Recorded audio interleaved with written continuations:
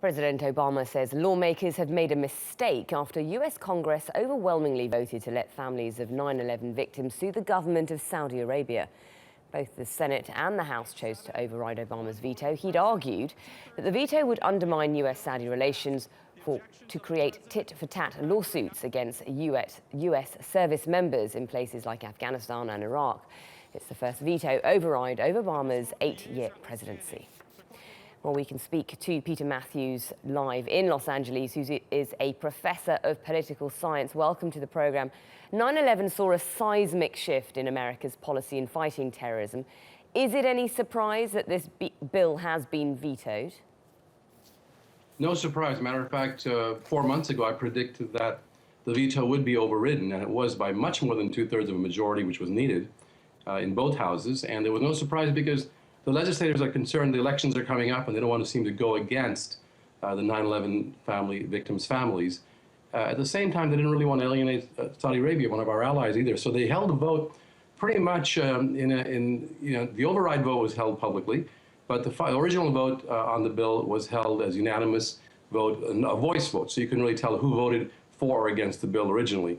But this time in the override, it was a regular vote.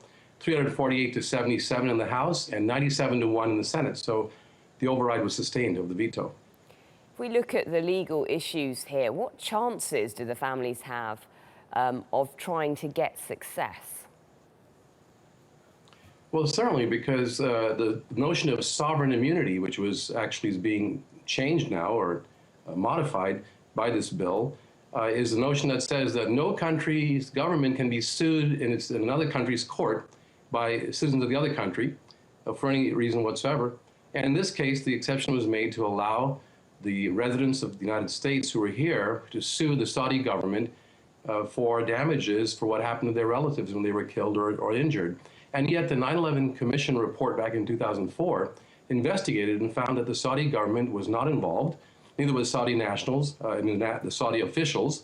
And so it becomes a real problem with U.S.-Saudi relations now, because Saudi Arabia has actually threatened to sell off American investment. Their bonds that the Saudis hold, about $750 billion worth of U.S. bonds and assets, they're threatening to sell it off, which can actually lower the value in the fiscal policy of the U.S. So that's a real problem right now, not to mention the fact in the Middle East, we need cooperation with Saudi Arabia to help bring peace in the Middle East. You know, you have a situation in Syria that's so out of control right now, and this just roils the waters, unfortunately.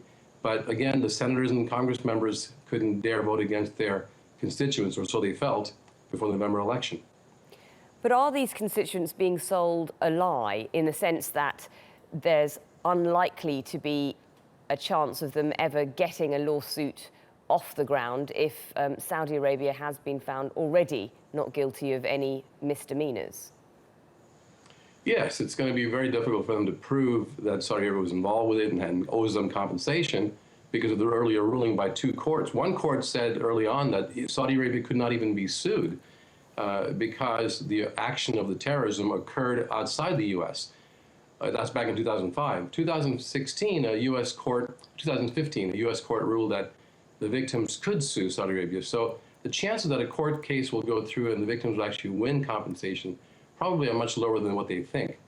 And so, yes, you may say that some of these victims have not been told the full picture, and it's a difficult situation, a very emotional issue.